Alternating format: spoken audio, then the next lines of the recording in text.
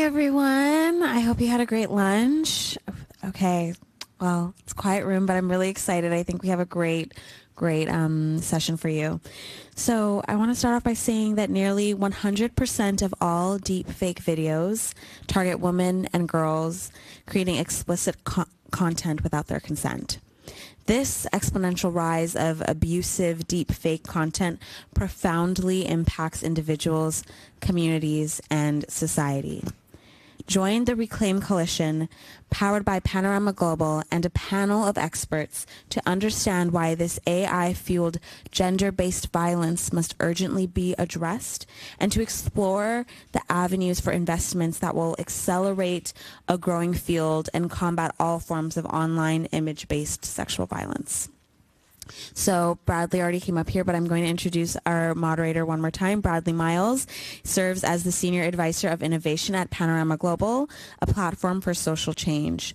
Bradley supported the creation and development of the Reclaim Coalition, focused on addressing image-based sexual violence, the Accelerating Social Change Leadership Initiative, and the Collaborative Learning for Impact Philanthropy Initiative. Bradley also plays a key advisory role for 2.0, a global initiative to end childhood sexual violence in a generation. Before joining Panorama, Bradley co-founded and led Polaris for 15 years, one of the prominent anti-trafficking organizations in the United States. Bradley launched the U.S. National Human Trafficking Hotline at Polaris, a 24/7 live operation that has now responded to more than 70,000 cases of human trafficking nationwide.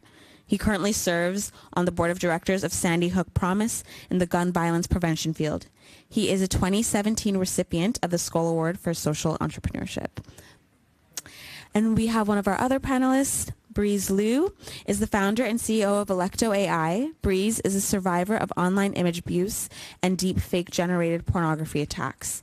In her darkest hour, she couldn't find any reliable technology to resolve her issue. Knowing that there are millions in the world suffering from the same problem, she decided to create her own solution, Electo AI, an online identity infrastructure.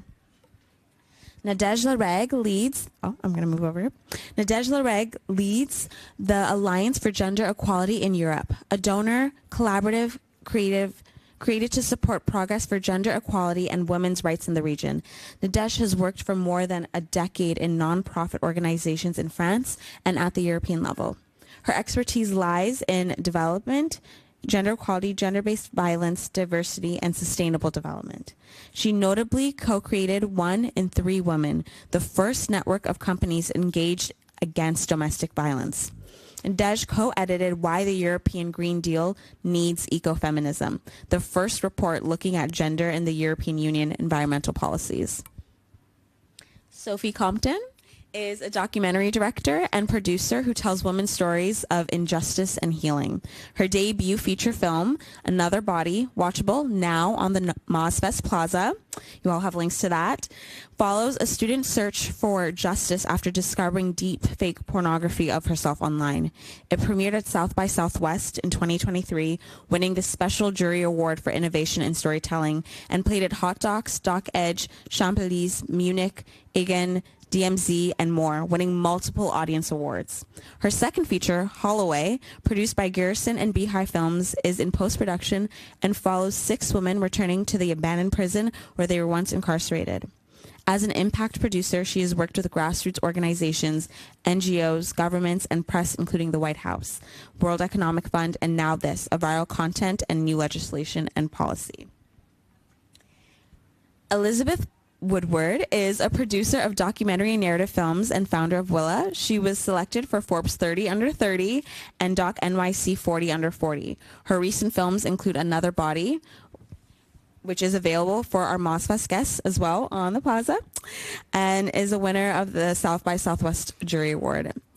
You Resemble Me premiered at the Venice Film Festival with executive producers Spike Lee, Spike Jonze, Alma Harrell, and Riz Ahmed. Her Emmy-nominated Netflix project, The Great Hack, made the Academy Award shortlist.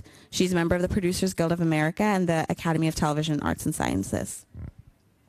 And Andrea Powell is the director of the Reclaim Coalition at Panorama Global and co-founder of Fair Girls and Corona Rising. Andrea has led national and international help efforts to develop services, housing, and policies to advance the rights and healing of survivors of human trafficking, sexual exploitation, and sexual abuse. Andrea has served more than 2,000 survivors of trafficking, gender-based violence in the United States, the Balkans, Russia, Bangladesh, India, and Uganda. Andrea is an advisory board member to the Joyful Heart Foundation, founded by actress Marixa Hargitay. Thank you. And is the Reclaim Coalition's representative to the French Laboratory on Women's Rights Online. Andrea's first book, Believe Me, publishes in July 2024, so next month. Thank you all so much for listening to our illustrious panelists' bios, and I will welcome our moderator, Bradley Miles. All right, thank you so much. We are all thrilled to be here and very, very grateful to Jesse and to Mozilla Foundation and MozFest for featuring this event and for including this topic in the event. We think it's an incredibly important topic that sometimes gets overlooked or not included in conversations about trustworthy AI, about the issue of the non-consensual creation of explicit imagery known as deepfake abuse.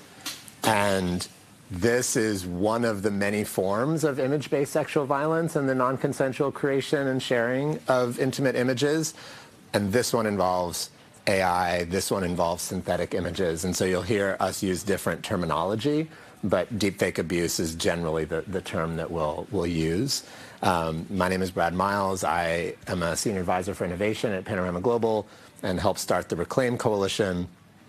And one of the main things we wanted to emphasize at the start of this panel is that despite the growth of deepfake abuse happening, we truly believe that it doesn't have to be this way. Like, we don't need to live in a world where there are hundreds of nudifying apps that create non-consensual images of people, or that there's this proliferating new form of gender-based violence that's targeting women and ordinary women and girls and women in public life and causing people to rethink maybe whether or not they're going to run for office or not, knowing that these deepfakes are going to be created of them. There are solutions, and what I'm so excited about this panel is that everybody here on stage are working on the solutions to this issue.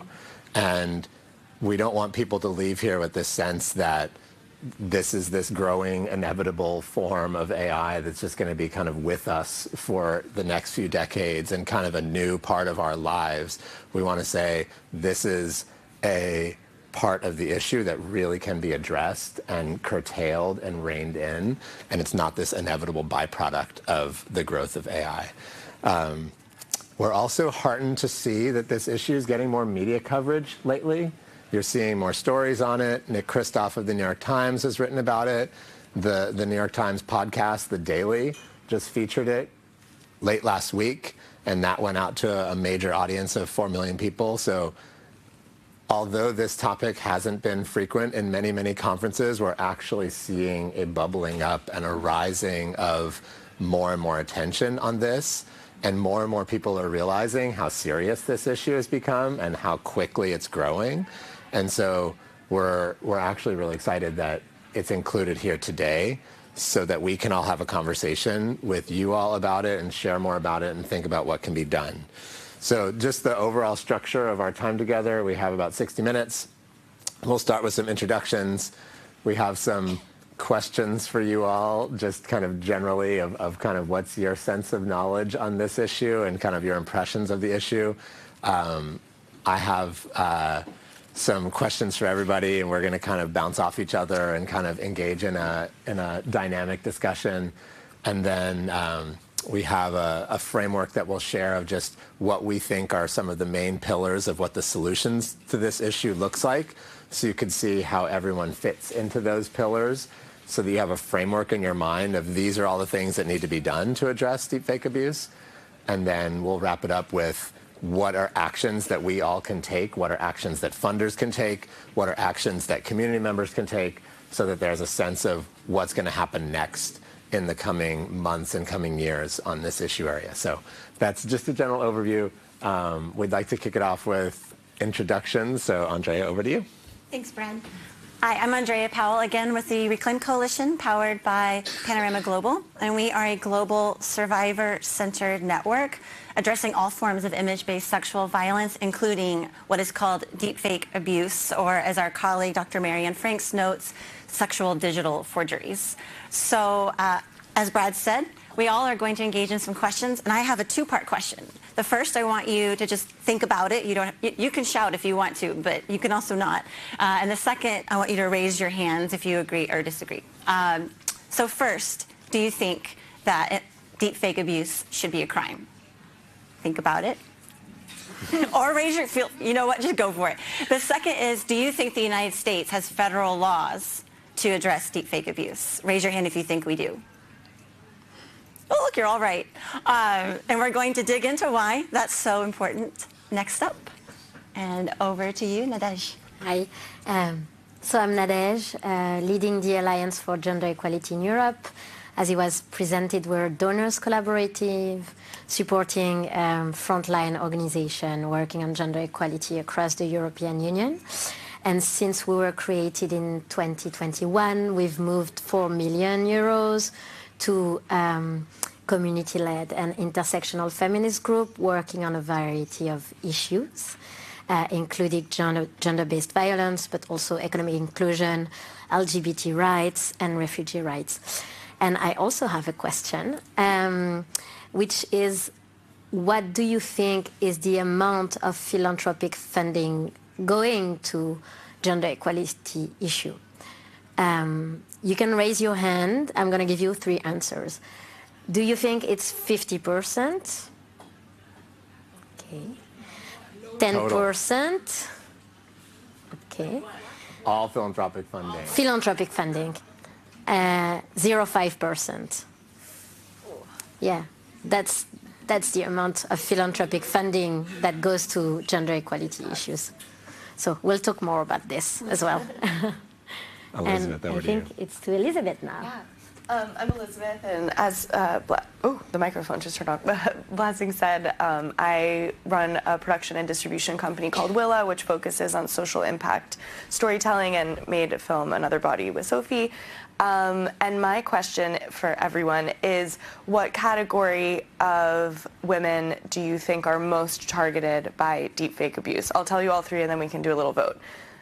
Celebrities, politicians, or regular women? So who thinks it's celebrities? Politicians? And regular women?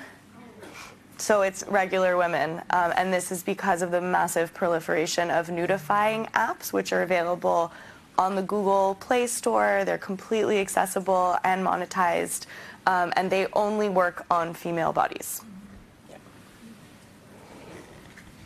Breeze, over to you. Yeah, hi everyone. My name is Breeze, and I am the founder and CEO of Electo AI. I founded this company because I am a survivor of deepfake attack. And so before I founded my company, I was actually, my first job in tech was on a trust and safety team at a big tech company. And my mentor was the one who wrote YouTube's content policy 12 years ago. And up until the point I started my company, I was working as a venture capitalist in the tech industry. So, I mean, my experience was extremely devastating. 3 years ago, I found out that I got deepfaked into porn. And when I first got that call from my friend saying that they saw me on Pornhub, I was very shocked. And then I went to the rooftop of my building. I was trying to commit suicide. So yeah, I mean, it's something that really impacts people when it happens to you, no matter, like, you know, what job that you're doing or what, like, you know, what is your profession. It could happen to anyone. And I founded my company out of frustration that there is no available technical solution to address this issue. So I decided to take it into my own hands. And my question for you is, what do you think survivors need the most in the event of online image abuse? And another question is, like, why is technology important in terms of addressing these issues? Yeah. Thank you, Breeze, because I know it's not always easy to share from personal experience, but it really, really grounds the issue because, as Breeze has shared, this issue can be and is in so many cases life-shattering. It affects your sense of yourself, it affects your sense of your body, your identity. It is felt as a violation, even for the people who are incredibly, thick-skinned and used to this happening all the time. So yeah, me and Elizabeth have been working a lot with survivors, both making the film Another Body, which follows a student whose story in some ways is very similar to Breeze's. She was an engineering student. She got sent a link to Pornhub. On the Pornhub profile were 5 videos that were deepfake, of her deepfaked into porn. Also included was her real name, her real hometown, her real college. So, and there was a comment on the profile saying, hit me up if you want a good time, soliciting people to come and find her, which they did. So she got inundated with messages. And I think, that what I would love to ask as a question, I guess, is, for all of us in the room to just think about all of the different places and times where, if this happens to you, that might keep cropping up in your life. Because, of course, there's the initial couple of weeks, days, months, potentially years, where you're really in the throes of dealing with this. She considered dropping out of school. She was really afraid to tell anyone. She didn't want to exacerbate this further. She didn't know who'd done this. One of the problems with online abuse is that you often don't know who the perpetrator is. So that means that you're constantly questioning, was it my partner? Was it my friend? And so I just invite everyone to think about all the times and places where this might come up. Job interviews, when you meet parents at the school gate, any new place or any new time, this could re-emerge. And it does sometimes re-emerge. Things are really hard to scrape from the internet. So I just wanted to invite us to think about that as a way of getting into the lived experience of the issue. Thank you all for those introductions. And what's so unique about the way we designed this panel is we have people coming at the issue from so many different angles, whether or not it's film or tech solutions or mobilizing philanthropy or building a global network of actors and directly serving survivors. And so we're kind of getting like a 360 view of different solutions.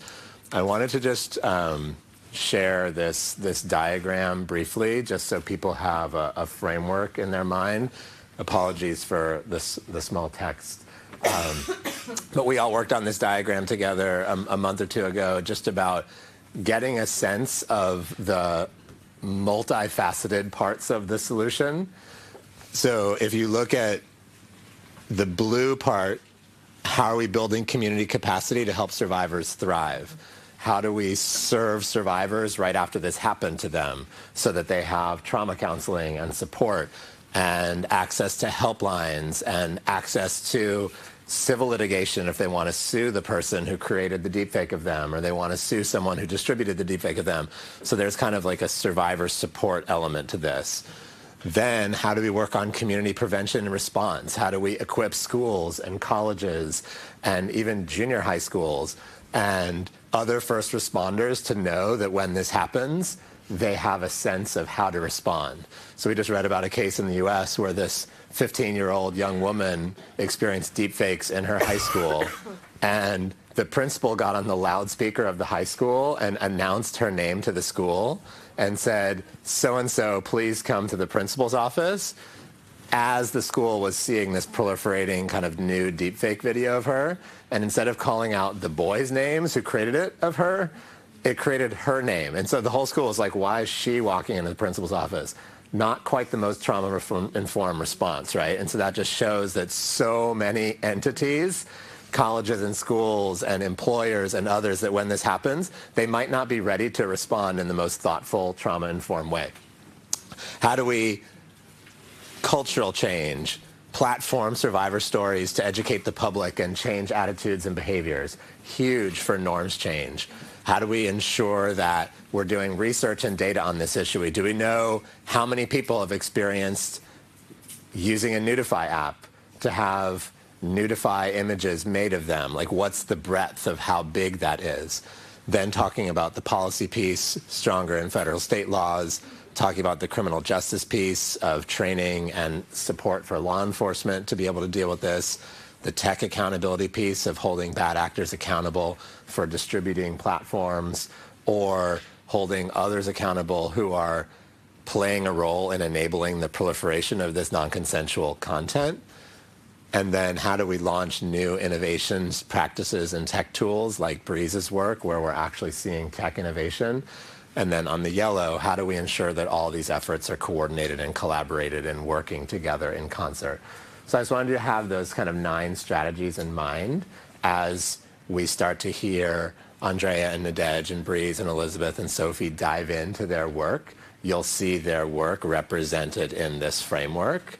And I think this framework kind of gives you a sense of these are the 9 fronts that we need to be working on and that funders can be supporting so that all of this work can be happening, this work can turbocharge, this work can kind of take a giant leap forward that's commensurate with how serious the issue really is if we're working on that, on all these 9 fronts. So we're going to dive into some questions, and the bulk of this is really going to be hearing from the experts. And we'd love to start with Sophie. Sophie's not only done the film, which I hope you all watch, called Another Body. It's the best film on this issue that's out there. But then Sophie dove into a massive research effort on this issue. And she and Elizabeth and their team probably have more knowledge about deepfake abuse than anyone I've met globally because of how much they've mastered the research. But Sophie, if you could just draw on that, kind of set the context and the landscape for everybody, like what is this issue? How big is it? How's it happening? Where is it? Yeah. Educate us. I think the main thing to understand with this issue is that it is truly growing exponentially. So the research shows that in 2023, more deepfake abuse videos were posted online than the total number from every other year in history combined. So if you look at that on a graph, that's literally going up, like vertical, almost vertical. And that is because of lack of regulation. We'll discuss the reasons why, but just in terms of how and where that's happening, what we've seen from diving into these communities in the last couple of years is that it started out that there were fringe communities on spaces like 4chan that were able, tech proficient and able to do this, and they started kind of doing this, to people that they knew and often to celebrities.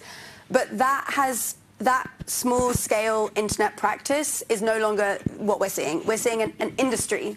We are seeing the biggest deepfake porn sites are kind of presenting themselves and branding themselves as like a genre of the porn industry, which they're not. Like, this material is non-consensual. It should be categorized in a completely different way. The biggest deepfake porn site is getting 14 million hits a month. Some of the individual creators are earning at least 20K a month. We've seen one, we've been able to do some work to track down their Bitcoin wallets, and one individual creator has, made 70K over a period of time. And on those sites, there are also these thriving forums where people are requesting, kind of building capacity, building community, and, and allowing this issue to proliferate to such an extreme degree. One of the huge shifts that we saw in 2023 was the emergence of what's been mentioned, the Nudify apps. And what that did is massively lower the barrier to entry. So you don't need to have a kind of, swanky computer and a lot of time and memory space to do this. There are now desktop apps and iPhone apps where anyone can do this at home. And I think that that's why this exponential growth has it's exploded. In the first 21 days after one of these major apps was launched, 600,000 women were targeted. And those are ordinary women. And these are, often, one photo, etc. But the scale of the number of lives that are being targeted is so huge. So what we've seen through all of this is the mainstreaming of this issue, where there are kids on college campuses at school right now using these apps, using these tools, and sharing the material with their peers, not actually realizing necessarily that what they're doing is wrong, because nobody's told them. Because the police, Taylor, the contributor of our film, when she went to the police said, the person had every right to do it, and what did you do to call this upon yourself? And that's a typical response. And, like to Brad's point about the college campus, this normalization of this abuse is so important, because this abuse silences women and minoritized people. the way that it's being used, weaponized against politicians, the way that it's being weaponized towards communities that have online, YouTubers or people that have like a big online profile is vast. And it's not just the devastating psychological and kind of the devastating impacts, both psychological and in terms of identity on female bodies in particular, but it's also the way that young men are being radicalized and pulled into these spaces and these communities, and what that does for, not just gender politics, but like politics as a whole and social cohesion. And I think that these things are really connected to these broad trends that, for example, in the UK, we saw that Gen Z young boys are more likely to say that feminism is harmful than boomer men. And it's really concerning the way that this issue is allowing, is radicalizing boys and is victimizing women. Sophie, just to follow up on that, how many of these nudifier apps that by nature are non-consensual, do you have a sense of how many there are, or at least like a minimum of how many you're aware of? Yeah, there were like 3 at the beginning of 2023. By the end of 2023, there were at least 300, and they're available on the App Store, on the Play Store, etc. And the other thing, actually, in terms of like framing the landscape of this and the kind of financialization of this, and really especially what tech can do around this, is that yes, we have really specific bad actors, such as the creator of these apps or the creators of MrDeepfakes.com, the biggest deepfake porn site, and they might be hard to find, hard to track down. A lot of the creators are using VPNs, so there are some challenges in terms of like how do we get these guys to stop them doing what they're doing. But this is all happening in plain sight. These apps are on Google, on Play Store, on App Store, and Google specifically is responsible for driving 70% of all web traffic to deepfake sites. These sites should not be accessible on the mainstream internet. They should be classified like we classify, child sexual abuse material as harmful, and it's de-indexed, and you're not allowed to promote it, and you're not allowed to, run ads that promote it on X, on all of these other social media platforms. None of that is happening with this issue because of the lack of legislation. And so whilst we might struggle to get to the really bad guys, we can see all of the steps, what their practice and what they're doing is absolutely operating in plain sight, and they're being enabled by the mainstream tech industry. And that's something that we can and absolutely need to stop. Yeah. I think what's so striking to me is just the awareness, and I hope what everyone takes away from this is that it's a completely different world for these apps over the last 12 months. Yeah. Like something happened in the last 12 months that was different than 2016, 2017, 2018. Like this was kind of, as what I'm taking away from your comments, it was kind of inching along. And then it had this explosive inflection point in 2023, such that the landscape in 2024 now went through that huge leap, because now there are hundreds of these apps, there are dozens of these sites, and it went from kind of this marginal thing into something that's metastasizing in so many different communities. So a big takeaway for everybody from this panel is I hope you take away that. And I think just your research and your advocacy to highlight that for everybody and to make the numbers real has been so powerful. Of like, we're in a very different world and the paradigm has changed. Andrea, can you speak to just how are you connecting the dots, the connective tissue, the global network of the Reclaim Coalition? Just can you speak about what's that work been like and what's that collective effort looking like? Sure. I feel a little bit like the good spider describing it like that. But so in starting with the Reclaim Coalition, really 2 years ago, although we formally launched about this time last year, the first thing that we did was we looked for survivors, people with lived experience who are doing work in this space, writ large image-based sexual violence, but also most definitely deepfake abuse. And I will talk a little bit about the through line there as well. And so we found 20 survivors from 8 countries and came together in an obvious, for good reason, private summit about a year and a half ago. And we really sat in community. And what struck me, and the thesis that emerged as we built the Reclaim Coalition, is that survivorship should be its own sector. that we really need to think about the expertise of survivors. We're thinking about the trauma, the pain, the horror of what they've been through, but no one is what's happened to them. We are all whole human beings. And I think that also emerged our next theme, which is that we're not thinking about this as content. We're thinking about this as a human problem that is tech-facilitated gender-based violence. And so as the field grows, we're thinking about it in this lens of being survivor-centered. And what does that mean? That means looking at technology solutions that are survivor-driven, looking at opportunities to engage civil society organizations that are doing work in helplines, hotlines, mental health services, and there's surprisingly very little out there. Of those 20 individuals that we met in 2022, almost no one had received any form of counseling for a variety of reasons, but mainly because they couldn't find it that was affordable. And then next, we're looking for opportunities for policy change, advocacy, tech for good solutions. So we are not anti-tech. We think that tech can also play a critical role in uplifting this issue, which is one of our pillars of action, as well as advancing healing and advancing justice and tech solutions. So I wanted to give a couple of examples to really explain how we're looking at the field from this sort of galvanizing perspective. When I talk about the importance of survivor-centered movements, it's not just the right thing to do, it's actually the smart thing to do. We wouldn't have a doctor, build your house, for example. So we need to make sure that we're survivor-centered in different types of ways. And so one example is in February, the White House had a call to action to respond to their calling for an AI executive order. So collectively, we brought together lived experience with our civil society partners, as well as some of our tech for good partners, to inform the White House and their process in unveiling their executive order on what really needs to be done to address deepfake abuse. And what we later learned is that we were the only entity that actually was talking about deepfake abuse. Here in this room, I don't know if you've joined our bubble yet, but you should. But here in our bubble, we think that everyone's talking about deepfake abuse, but we know in reality that it's a very small piece of the conversation, just how we're here today. And then I also wanted to share, shortly thereafter, Meta, and they have an oversight board committee. Some of you might be familiar with it. It's independent experts. So it's actually a pretty progressive thing for Meta to do.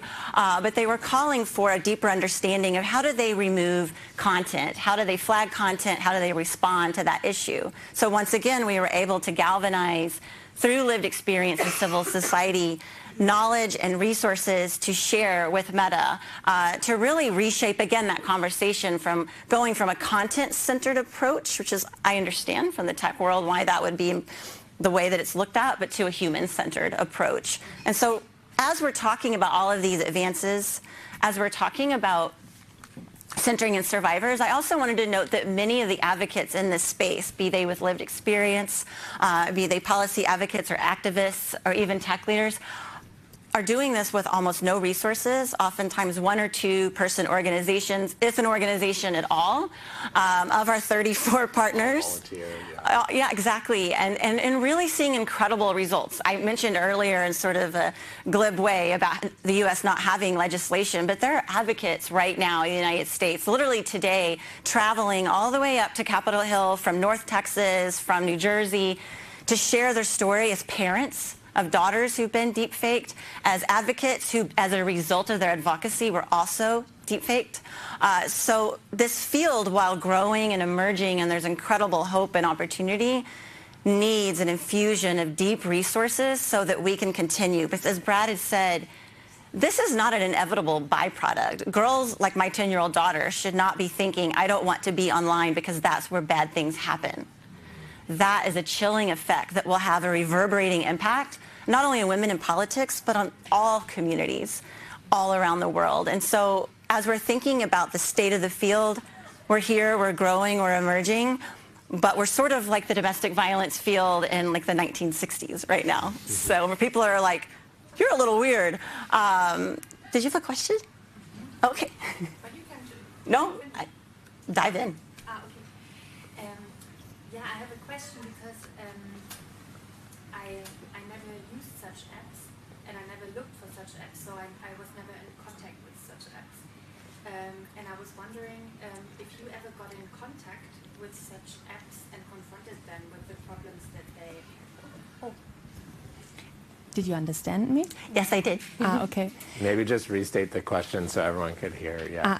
Yeah, I was just wondering if you ever got in touch with one of these apps founders that produce such apps and confronted them with the bad outcomes. Of the 300 Nudify apps, you mean? Maybe with one of them or something. I can answer that because I haven't personally spoken, but I've spoken to people that have. But especially like the biggest deepfake porn site, Mr. Deepfakes, there was a big mystery around who was behind it.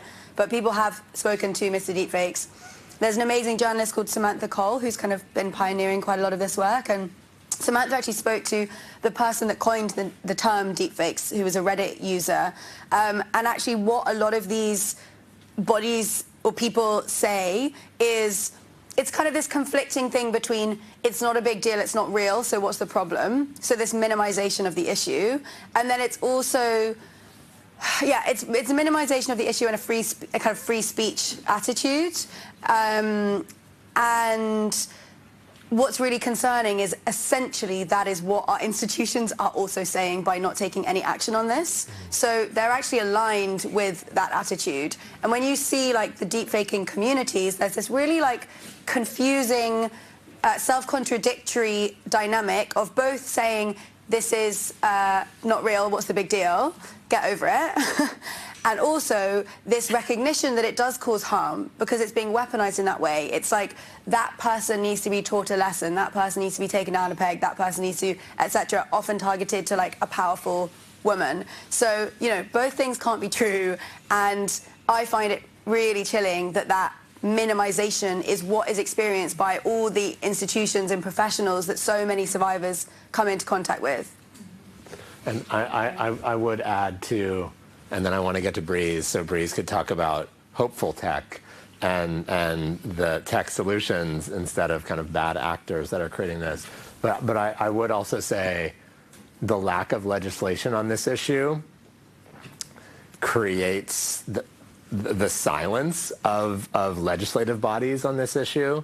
For example, in the US, there aren't laws on this really. That's signaling to folks that there's nothing wrong with this yet, right? And norms change from laws and what society passes laws around, right? And so if there were a law that said this is what the government thinks about this issue, whether or not it thinks it's going to be a crime or something you could sue over, that begins to change the dialogue and the risk calculation of those 300 app creators. Yeah. Because right now their risk calculation is there's absolutely nothing deterring me from doing this. I don't feel zero sense of risk in doing this. And therefore it proliferates. And so there is a really important interplay there. Breeze, can you talk about just your work and the positive uses of AI, emerging technologies, channeling lived experience into solutions, and kind of turning what was a incredibly and continues to be an incredibly traumatic issue? I think the other thing that's important to realize is deepfaking isn't just kind of a one-time, one-off experience. There's like a repeatedness nature to it of, oh, it's now on this additional website, or I found another one. If you could speak to that at all, if you're comfortable, but also kind of emerging tech and solutions, and maybe give us a bit of hope. Yeah, absolutely. So, I mean, before anything else, I mean, if you ask me what needs to happen in this world to stop this kind of abuse, and the answer, I think, is very simple. Stop blaming the victims and stop justifying the abuse. Yes. Thank you. So I wanted to talk about my own experience and how I was dealing with this issue. So when I found out about it, obviously it was very devastating, but I had a lot of hope because I believe that, I mean, this is like, we have the, civil society and the rule of law. How hard could it be? I can get justice. That was that was my faith. That was my belief. So I went to the police, and the police, I mean, despite like the fact that me being a venture capitalist and who was very well educated, I went to UC Berkeley, majored in peace and conflict studies. That's what I did.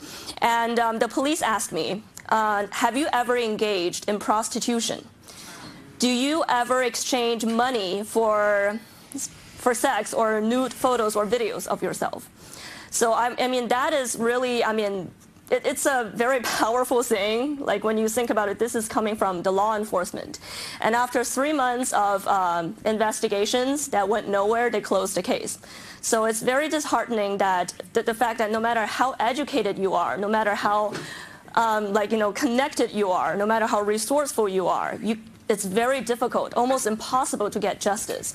So, and then one day I just realized that unless I change the world, unless I change the entire system, justice wouldn't be an option for me. And that's why I decided to create Electo AI. So, I mean, there is hope because, I mean, when I was dealing with this issue, I mean, think about it. It doesn't just stop with Pornhub, and it doesn't just stop with one link. So when I confronted the perpetrator, because it didn't go anywhere, it really pissed him off, and he decided to create more deepfake porns of me, and it ended up on over 800 different links, at least 800 links, all over the internet. And currently, as we speak, right now, there are 142 links being hosted on Microsoft Azure's server that they refuse to remove. So, yeah, I mean, to give you a bit context of that. But it's a very complicated issue from a systemic standpoint because, I mean, they're scattered all over the internet, and it's very difficult to remove. And asking the survivor, the victim of such crime, to really, to go and beg each and single one of these platforms to remove their content is just unimaginable. So, I mean, it's as if that you have died and you are forced to go back to the crime scene over and over and over and over again, and you're forced to look at the cadaver part of yourself. That's what it feels like. And, and over 800 links, and that's what I have to continue to deal with after so many years.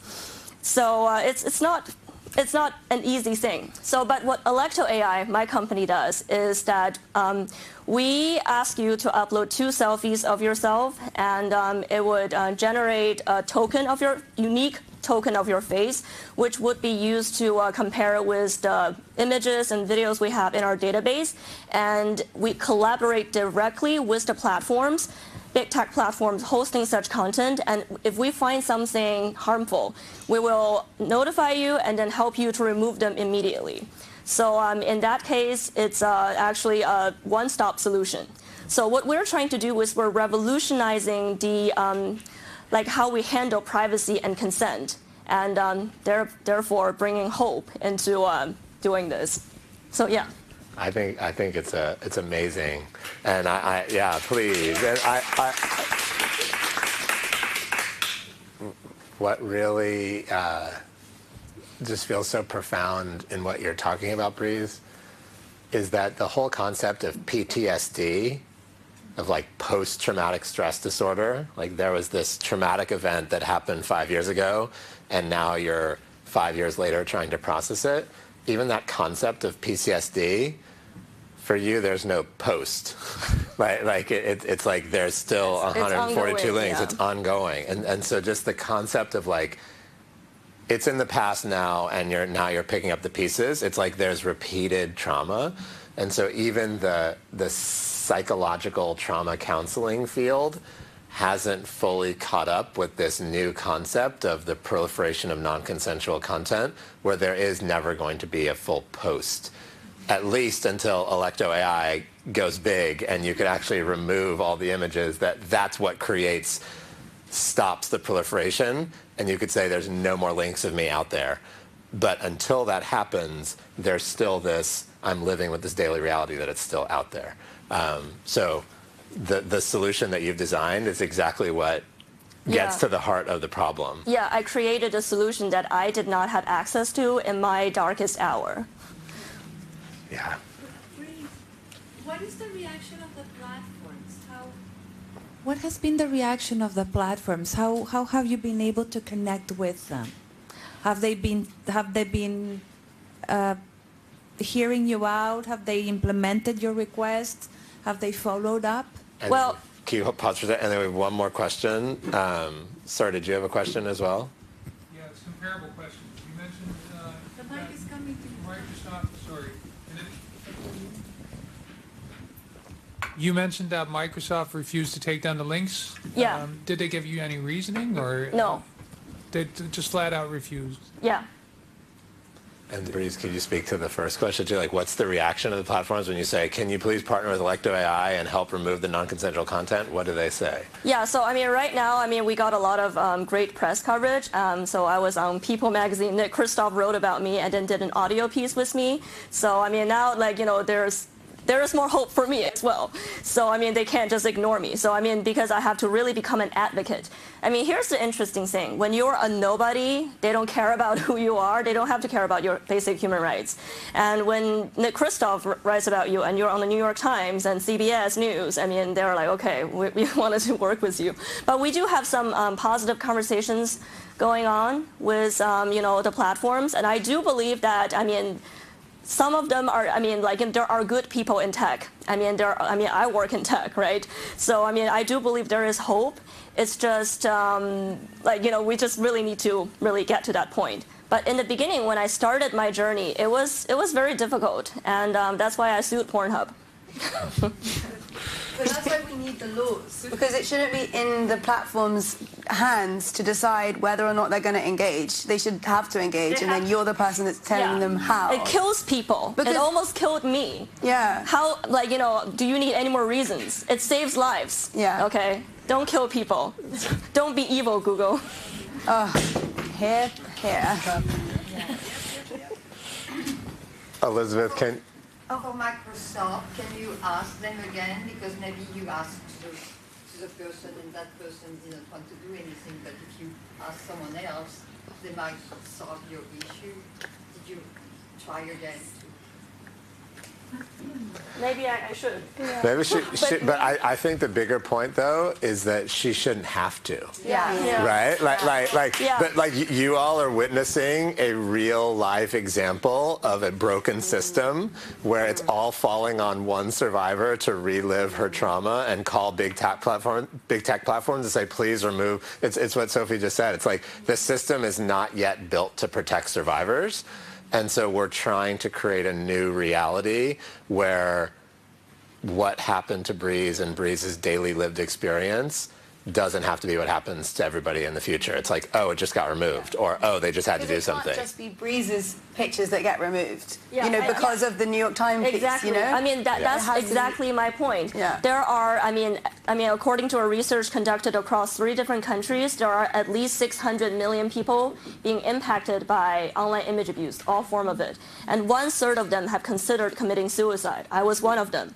So, I mean, you can't have Nick Kristof writing about all of them, right? So, I mean, the reason why I didn't want to use my privilege or my power is because I choose to stand with all the survivors. I mean, I am one of them, like the faceless survivors. I don't want to make myself special. That's why, I mean, I'm not like, you know, saying, hey, I'm so and so and so. I, like, you know, you have to remove it because I'm influential. Because, I mean, we're all like vulnerable in this, if you think about it. None of us are exactly safe. So until all of us are safe, until we find a systemic solution for this systemic issue, I mean, I choose to stand with the survivors, and I will not be the special one, you know, to say, hey, Microsoft, remove it because I'm special. So if we could just hold for a second, I want to come to Elizabeth because cultural change and awareness leads to policy change, leads to institutional change, and right now it looks like when you started, the cultural change hadn't happened yet, but just can you speak to the awareness-raising efforts, the cultural change efforts through Another Body and through Willa that will create the groundswell that will lead to the policy change and the institutional change and changing hearts and minds? What's it been like trying to change hearts and minds on this issue?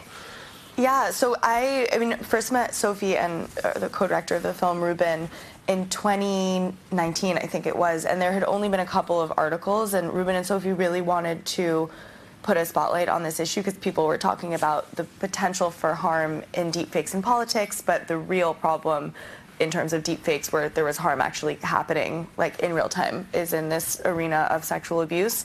And I've, in my past work, have seen the power of film to shift perspectives and raise awareness and really help people understand, like, through a human story, like on an emotional level, but also understand an issue on like a wider intellectual plane.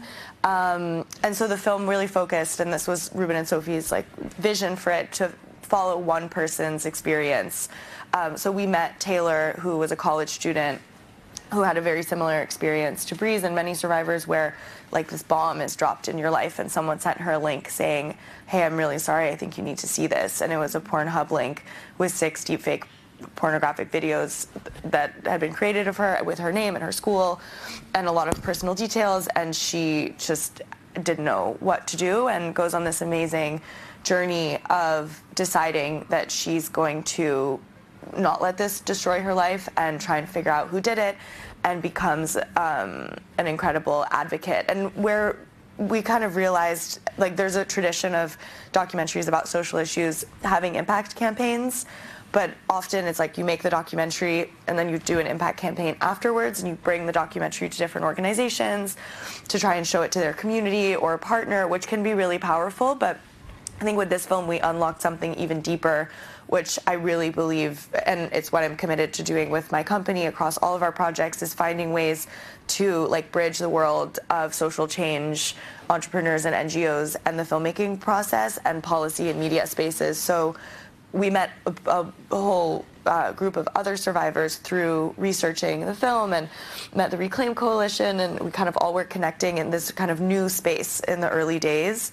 And Taylor, we helped her kind of bring her story into media spaces, into policy spaces, so to the White House roundtables, to the UK Law Commission, Call for Stories, helping to place other survivor stories in the media. So through making the film, we became this kind of hub of connective tissue to help stories get into the spaces where there were no stories. Like, also, I'm so sorry about my cold. It's like really intense.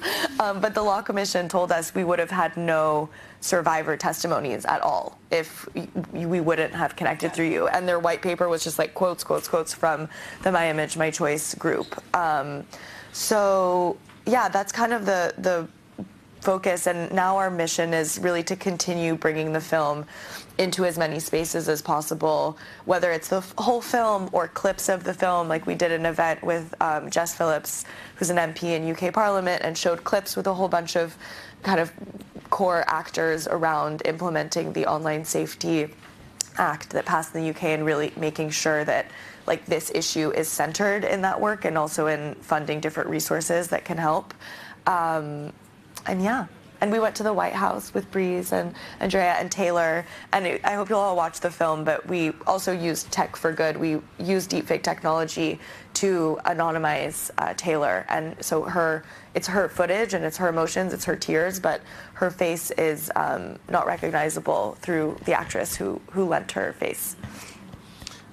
And Nadej, coming to you, just speaking, if you can contextualize this issue and the broader issue around technology-facilitated gender-based violence and what funders can do. You're wearing kind of the hat of a funder, and this is a room full of funders. Kind of, if you speak to that funder lens, what can funders do, and what are kind of some solutions there? Yeah, so maybe just to contextualize in Europe, and some of you might know, so a few months ago, the European Commission, the European Union, actually passed their first legislation on fighting against violence against women. So it's the first ever law in the whole European Union on that. And there is one provision that actually criminalizes the non-consensual sharing of intimate or manipulated materials. Then there is another law, the Digital Service Act, that got passed recently as well. And here they mandate platforms to conduct risk assessment on gender-based violence, and also do mitigation on those risks through moderation. So I would say the law, the political landscape is a bit different than in the US. It's a bit more advanced. But the work doesn't stop there, because with everything that we see related to gender-based violence, having a law pass is not enough. They have explained about secondary victimization from the police, from the justice system. There's also another complexity in EU law is that each country needs to transpose it in their own national law. So it also takes time. Sometimes they don't do it fully or up to the right standards, and then it's very difficult for the EU to actually punish them from not doing that. So I think while this is those two laws are a very, very big win, it's not the end of the story. And it poses maybe also a more philosophical question around gender-based violence. Is criminalization really working to solve that issue? Is it healing victims? Is it getting them justice? I'm not sure it is. So I would rather have like a broader perspective on this also, as a funder. We work on gender equality broadly because we know that everything is interconnected. So if you're a victim of gender-based violence, it has high chances that it will impact you economically. So it will make you more fragile economically, and vice versa. If you're more fragile economically, the consequence of you being a victim of gender-based violence are going to be more important. So really looking at this issue from a holistic perspective. That being said, I think there are already avenues for funders who want to engage in this work and who want to try support this effort. I think maybe one thing is already like supporting cross-sectoral collaboration between feminist activists and digital rights activists, because they come at the issue from different perspectives, and then they can produce more impactful solution. Another aspect is looking at supporting the symptoms, because deepfake are the symptoms of the harmful norms our society has on women and minorities. So helping survivors now because they need help. So, helping service support for victims of gender-based violence, but also looking at challenging those norms. So talking about, awareness raising campaign, prevention, cultural change work that have been mentioned here. And I wanted to give one concrete example in my work. We've funded Chain Italia 2 years ago, and we funded their work on training social workers for specialist services of gender-based violence, because there's like little knowledge on the specific issue of online abuse in those services, and they are the main support for victims. So this is something that we did, and I hope much more funders could also engage in this. Sure, please. We just have like 3 minutes left, so we got to go fast. I wanted to give a full circle here. So the work that Chan Italia did to create Bloom, which is an online course. Oh, hello. How are you? But also that was informed by a woman named Adrienne Moen, who's a lived experience expert and policy leader in the United States, who's part of the Reclaim Coalition. So I just thought the full circle is helpful for everyone to see that you here in this room, because you came, you're now part of this community. So we're building something with you. So we'd love to just do a quick buzz through to wrap up, because we only have just a couple more minutes. If each of you can think of kind of one takeaway or one solution that you'd like to kind of distill so that everyone here has kind of that charge going forward, and we'll kind of do one for each of you. Right after the panel, we're going to have time in this room for networking, for questions. So if you didn't have time to get a question answered, we'll all be here for the next 30 minutes or so. You could also do Q&A around the film with the director and the producer, with Sophie and with Elizabeth, and questions for any of the panelists. So if you're willing to stick around, once the panel actually wraps up and the live stream ends, we'll all be here in the room for the next 20 or 30 minutes, and that'll be your chance to get your questions answered, hopefully. But before we get there, just kind of one thought for the audience to take away. Maybe we'll go down the row and start with Sophie. For me, like, the real core of this is meaningful tech regulation. And that's a huge thing. That's why I think that the storytelling piece and the cultural change piece is so important. And I think because this is a panel that is framed at funders, I would say don't underestimate the power of project financing and things that are not, you know, well, I obviously say that because that's the way that we operate, but we've seen the real value of that there's the capacity for people to be mobile and to do a huge amount, and raising awareness and building, you know, specific strategic projects such as this, you know, the dossier that we did around the landscape analysis of this issue, like things like that, like that they have real value, especially in an issue which is shifting really rapidly. Because I think to get meaningful tech regulation, we're going to need to put a lot of pressure on. We're going to need to create a lot of noise and put a lot of pressure, and that needs to happen not necessarily in the most traditional channels, I would say. Elizabeth.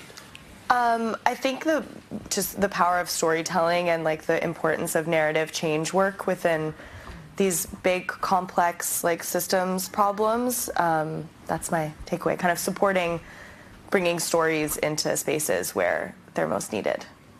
Breeze. Yeah, can I stand up for this? Please. Yeah, so I think it really takes a village for, big tech companies, philanthropists, civil society, all of us to come together to solve this issue. So I believe that in an age of massive information and misinformation, us together as a society, as a civilization, must decide how to come together to move forward, to heal the divide, and to create a better, safer tomorrow for our future generations. Because after all, we do owe it to our children. A future that is worth living, not just simply surviving.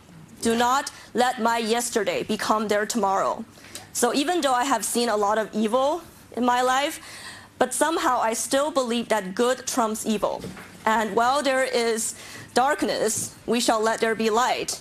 And even the darkest night will end and the sun will rise. Thank you. Awesome, baby. Thank you. We should have had that be the final comment. But I do want to give Nadej and Andrea, that was an awesome comment, Breeze. Thank you. Nadej and Andrea, just final thoughts for the audience. Yeah, I mean, if there are some funders in this room or listening to us on the live stream, I understand that, you know, some of you might are trying to understand, grapple with the issue because it's very complex.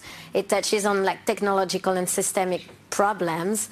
But I do believe that starting somewhere, doing something small, starting by funding feminist organizations, digital organizations that are already doing this work and trusting that they know what they're doing is already better than doing nothing.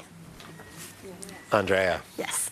So like Breeze, I believe that there's hope and there's opportunity. All of you being here is proof of that. But you probably already guessed what I'm going to say, but I believe we must support, both philanthropically, through our own experiences, our own lives, and our own institutional work, we must support survivor-led and survivor-based change. Because as I said before, no one is what happened to them. We have an opportunity to eradicate deepfake abuse and look at this as a whole human opportunity and issue and not just a content issue that's hiding in different pockets of the internet. Join me in thanking the panel. This is wonderful. And we have other folks here in the audience who have built solutions and would love to hear more about Chain and your work. We'd love to hear from you all and your thoughts and your reactions and kind of your ideas. We're in a stage in this field, I hope you could tell. This is early stage social change work on this field where funding that comes in at this stage makes an outsized impact, more so than 30 years from now when the issue has much more mainstream. Like we're in that stage where funding can make big leaps forward. Thank you all for joining us. Thanks to Mozilla for hosting and for having this at MozFest. We're so grateful. Jesse, we're so grateful to you and your leadership. We also have trauma support here in the audience. If you just want to raise your hand, if anyone is feeling that they want to debrief or vent or thought or just process, both for all the panelists and for everyone here, thank you for being here. And let's wrap up and call it that. Please come up and network. We'd love to meet you all. Thanks so much. Thank you, guys.